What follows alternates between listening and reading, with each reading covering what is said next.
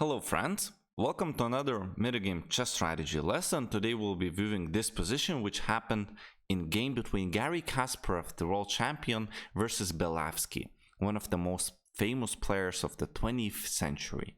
So before I guide you through this position, what I would like you to do is pause the video and think on your own. How would you play here if you had the white pieces?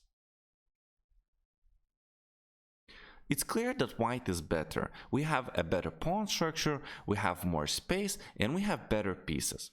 Now Kasparov realizes that without the pawn on g6, white actually managed to get an outpost for his knight, f5 square. Now the problem with getting one knight over there is that he can always take. That's why this bishop would be called the good one according to the pawn structure. It covers the weaknesses that the pawns have created.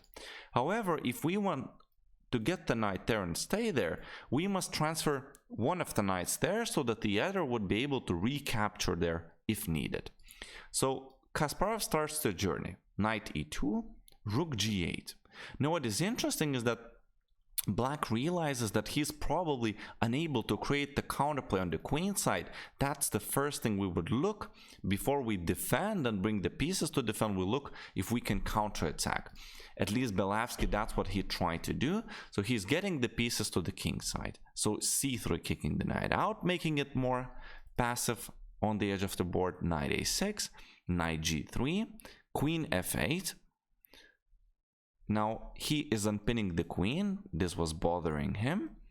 Knight f1, knight h7. I actually like this move a lot for Black because he will manage to exchange the good bishop of whites at least. So knight e3 and bishop f6 takes, and we have the knight on f5.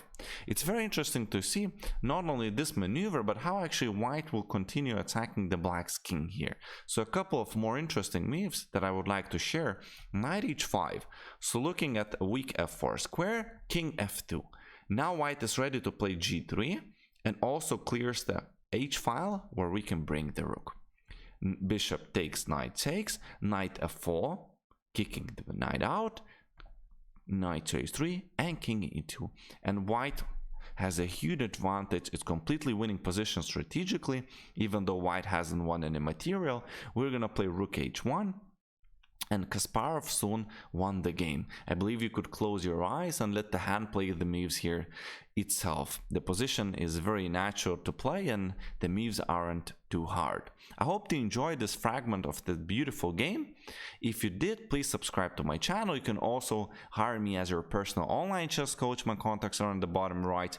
Stay healthy, my friends. Continue loving the game and play chess.